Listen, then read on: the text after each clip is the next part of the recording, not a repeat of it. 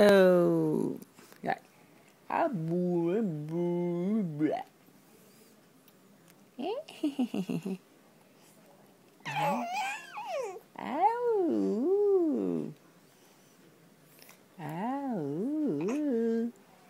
Min Mạo chúc mừng sinh nhật bố Kiên nha. Sinh nhật bố nha. Chúc mừng sinh nhật Mình nói chúc mừng sinh nhật papa đấy hả con? Ngay.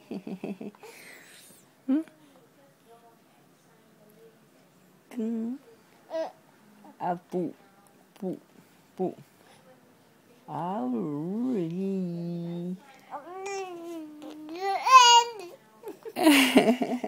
Mình nói cái gì thế mình? Bù bù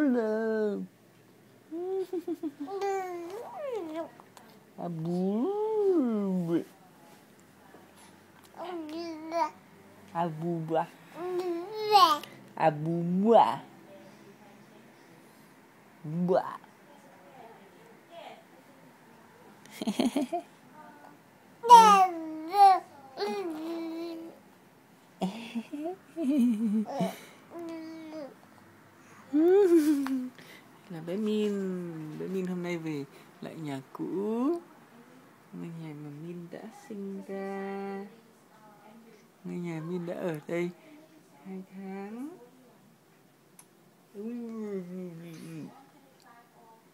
Nhìn cái mặt của Min kìa, nhìn cái mặt của Min kìa.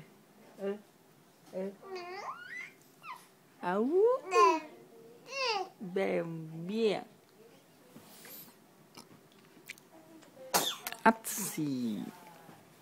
xì là nghề của Min.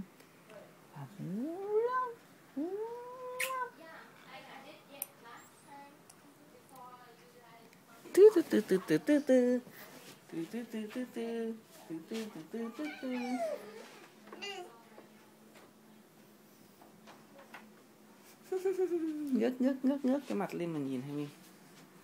Min cạn say hi với khán giả ấy Min. Hi.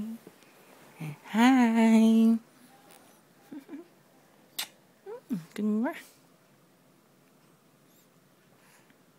Min dạo này lười ăn lắm. Min dạo này một ngày ăn được có dưới 700, có hôm có 600 bọ. Lúc nào cũng mẹ mất một tiếng đồng hồ ngồi đút cho Min ăn, đút cho Min bú bình. Min là đồ lười ăn. Min là đồ lười ăn quọ. Min là đồ khóc đêm. Chỉ được mỗi cái sáng dậy tươi tỉnh thôi. Min phun phì.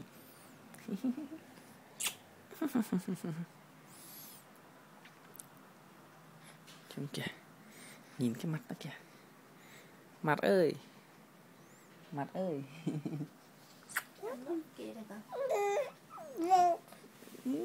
Bầu.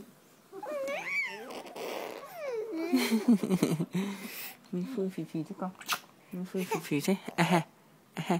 Min học ở đâu chứ phun phì. Không hả con?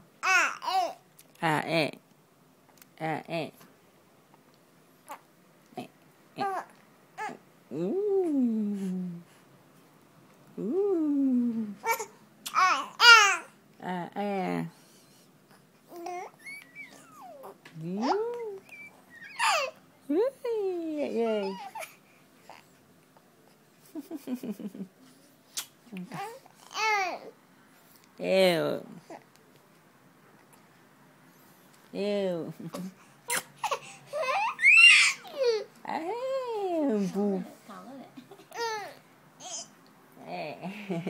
Min cáu hả con?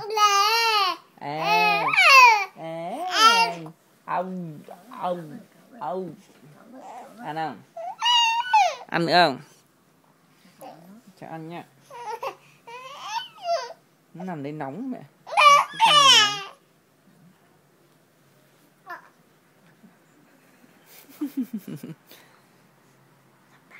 Nè, Min ra bà ăn nha. Tắt máy nha.